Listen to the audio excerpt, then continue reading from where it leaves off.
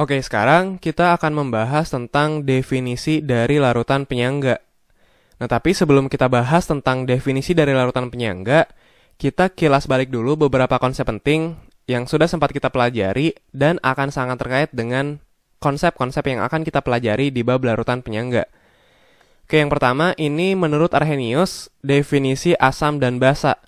Jadi asam itu adalah senyawa yang dapat melepaskan ion H+ dalam pelarut air. Contohnya senyawa HCl. HCl, H dan Cl di sini dia tuh bisa berpisah. HCl tuh bisa terionisasi sehingga H dan Cl-nya terpisah membentuk ion H+ dan ion Cl-. Nah, di sini ada ion H+. HCl itu dapat melepaskan ion H+. Berarti HCl itu tergolong ke dalam asam. Nah, sementara basa itu adalah senyawa yang dapat melepaskan ion OH-. Contohnya NaOH. NaOH dia dapat terionisasi. Na dan OH di sini dapat terpisah, membentuk ion Na+ dan ion OH-. Nah, di sini ada ion OH-. Dia dapat melepaskan ion OH- sehingga NaOH itu tergolong ke dalam basa. Nah, kemudian yang penting tentang asam dan basa itu adalah nilai pH. Kita sudah belajar bahwa bedanya asam dan basa. Untuk larutan asam, cirinya dia itu punya pH kurang dari 7.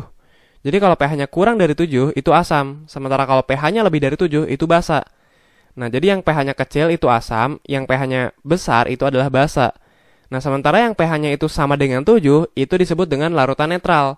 Jadi kalau pH-nya 7 itu disebut dengan larutan netral. Nah, contoh dari larutan netral itu adalah H2O. Karena H2O itu punya pH di sekitar 7.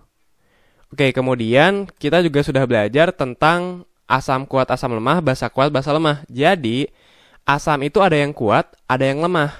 Begitupun basa, basa tuh ada yang kuat, ada yang lemah. Nah, ini konsep rincinya sudah kita bahas di bab asam basa. Oke, kemudian yang penting ini nih. Di bab asam basa, kita sudah belajar suatu konsep yang disebut dengan pasangan asam basa konjugasi. Yaitu pasangan antara asam dan basa. Nah, jadi tiap asam itu punya pasangan basa konjugasinya. Begitupun dengan basa, punya pasangan asam konjugasinya. Nah, jadi ada pasangan antara asam dan basa. Yang cirinya mereka itu berselisih satu buah ion H+. Jadi pada pasangan asam basa konjugasi, si asam itu selalu memiliki satu buah ion H+ lebih banyak dibandingkan basa. Contohnya bisa kita lihat di sini. Contohnya nih, ini asamnya itu adalah HCl. Pasangannya itu adalah Cl-. Nah, HCl di sini asam, Cl- itu basa. Mereka itu adalah pasangan asam basa konjugasi. Mereka itu saling berpasangan. Kenapa? Karena mereka itu berselisih satu buah ion H+. Di mana si asam itu ion H+-nya lebih banyak. Si asam ini punya satu buah ion H+ lebih banyak dibandingkan pasangannya. Begitupun dengan pasangan-pasangan yang lain. Jadi misalnya kita punya suatu basa nih, yaitu NH3. Terus kita pengen tahu pasangannya apa? Apa asam yang merupakan pasangan dari basa NH3? Ya udah, tinggal kita tambahin satu buah ion H+. Karena basa konjugasi, kita tambah satu buah ion H+, maka dia akan menjadi pasangan asam konjugasinya. Jadi NH3, kita tambahkan satu buah ion H+, berarti dia menjadi NH4+. Nah, di sini juga ada nih, basanya NH3, pasangan asamnya itu adalah NH4+. Nah, sebaliknya, misalnya kita punya suatu asam, misalnya HNO3. Terus ditanya, apa basa yang merupakan pasangan dari si asam HNO3 ini? Ya udah, tinggal kita buang satu buah H+ dari sini.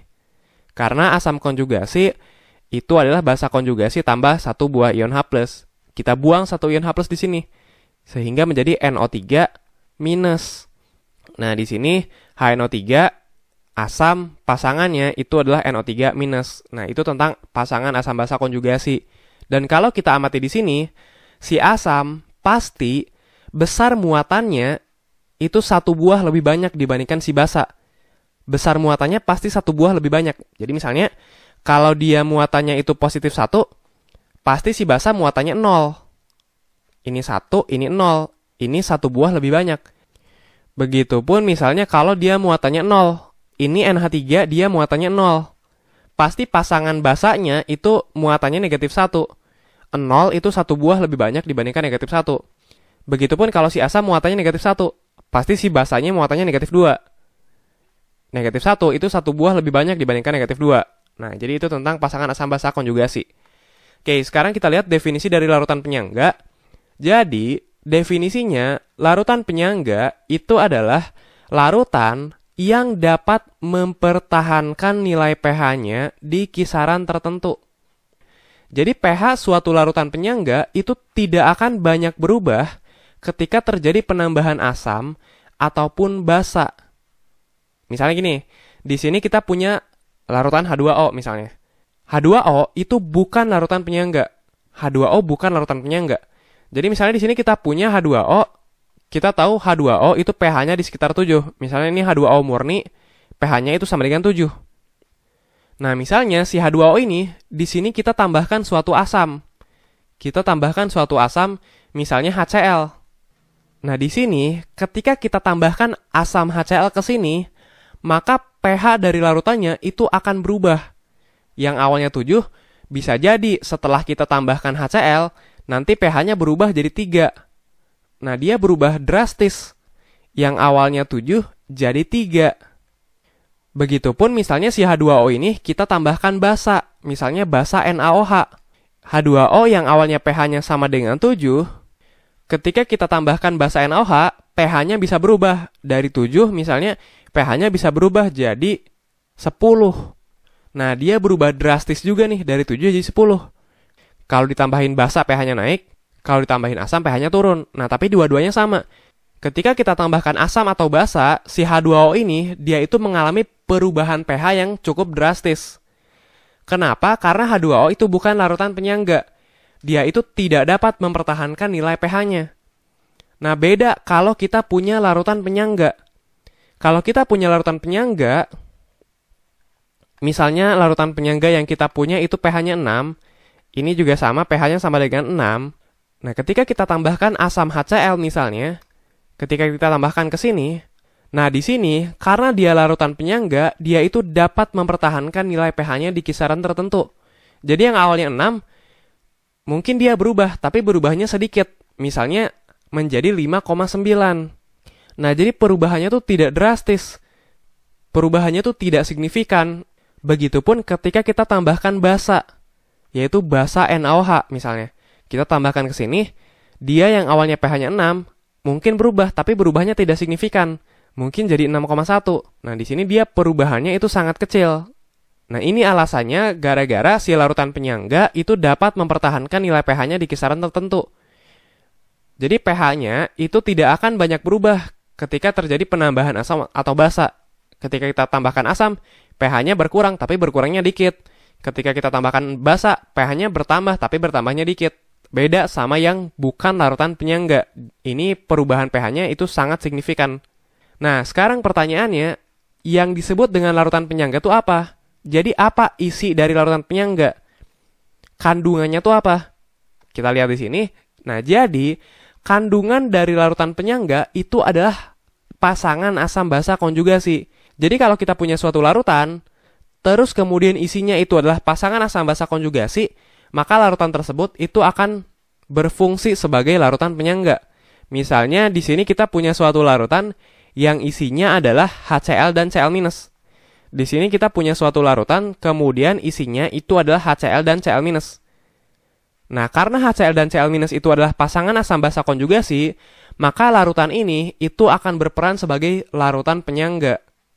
Pokoknya kalau kita punya larutan yang isinya itu pasangan asam basa konjugasi, maka si larutan tersebut itu akan berperan sebagai larutan penyangga. Nah, larutan penyangga itu ada dua jenis. Ada larutan penyangga asam, ada larutan penyangga basa. Bedanya apa? Jadi, larutan penyangga asam itu adalah asam lemah dan basa konjugasinya. Sementara larutan penyangga basa itu adalah basa lemah dan asam konjugasinya. Nah, kita tahu ini adalah contoh dari senyawa-senyawa yang merupakan asam lemah. Nah, katanya kan larutan penyangga asam itu adalah asam lemah dan basa konjugasinya. Artinya asam lemah dan pasangan basa konjugasinya. Nah, sekarang pertanyaannya, ini kan diketahui asam lemahnya. Kalau ditanya, apa basa yang merupakan pasangan konjugasi dari asam lemah di sini?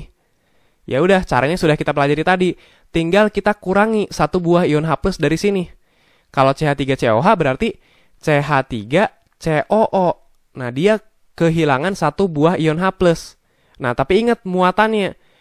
Pada pasangan asam basa konjugasi, muatan si asam itu pasti satu buah lebih banyak daripada muatan si basa.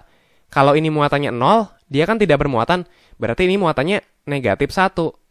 Jadi, CH3COOH dan CH3COO- itu adalah larutan penyangga asam. Ini asam lemah dan basa konjugasinya. Begitupun yang lain, misalnya ini HCN. Berarti pasangannya itu adalah CN-. Nah, ini juga sama. HCN dan CN- itu adalah larutan penyangga asam. Dia itu adalah asam lemah dan pasangan basa konjugasinya. Begitupun dengan senyawa-senyawa asam lemah yang lain. Nah, ini larutan penyangga asam. Sementara larutan penyangga basa itu adalah basa lemah dan asam konjugasinya. Ini basa lemahnya. Kalau ditanya asam apa, senyawa asam apa yang merupakan pasangan konjugasi dari basa lemah di sini? Ya udah, caranya tadi tinggal kita tambahkan satu buah ion H+ ke sini. Kalau ini NH3, berarti pasangan asam konjugasinya itu adalah NH4+. Kita tambahkan satu buah ion H+ ke sini. Dan ingat juga muatannya itu harus satu buah lebih banyak daripada muatan di sini. Si asam itu muatannya harus satu buah lebih banyak daripada si pasangan basanya. Kalau N2H4 berarti ini N2H5+. Nah, jadi kalau kita punya larutan yang isinya itu adalah NH3 dan NH4+, maka larutan ini itu akan berperan sebagai larutan penyangga basa, karena ini adalah basa lemah dan asam konjugasinya. Nah, yang akan kita bahas di video setelah ini, kita akan membahas kenapa si larutan penyangga itu tuh dapat mempertahankan nilai pH-nya. Kenapa ketika kita tambahkan asam atau basa, ini pH-nya tidak banyak berubah. Kenapa? Nah, apa spesialnya larutan penyangga? Kenapa dia itu dapat mempertahankan nilai pH-nya? Oke, itu yang akan kita bahas di video setelah ini. Sebelum itu, kita lihat dulu ringkasan dari video kali ini. Ini definisi larutan penyangga. Dia itu dapat mempertahankan nilai pH-nya di kisaran tertentu. Tidak akan banyak berubah ketika terjadi penambahan asam ataupun basa. Nah, dan isi atau kandungan dari larutan penyangga itu adalah pasangan asam basa konjugasi. Kemudian ini ciri dari pasangan asam basa konjugasi. Nah, kemudian larutan penyangga itu ada dua jenis, ada penyangga asam dan penyangga basa. Penyangga asam itu adalah asam lemah dan basa konjugasinya, sementara penyangga basa itu adalah basa lemah dan asam konjugasinya. Nah, ini contoh dari larutan penyangga asam, sementara ini adalah contoh dari larutan penyangga basa. Yang penting pasti si asam itu punya satu buah ion H+ lebih banyak dibandingkan si basa. Oke, setelah ini kita akan membahas tentang cara kerja dari larutan penyangga. Kenapa larutan penyangga itu dapat mempertahankan nilai pH-nya?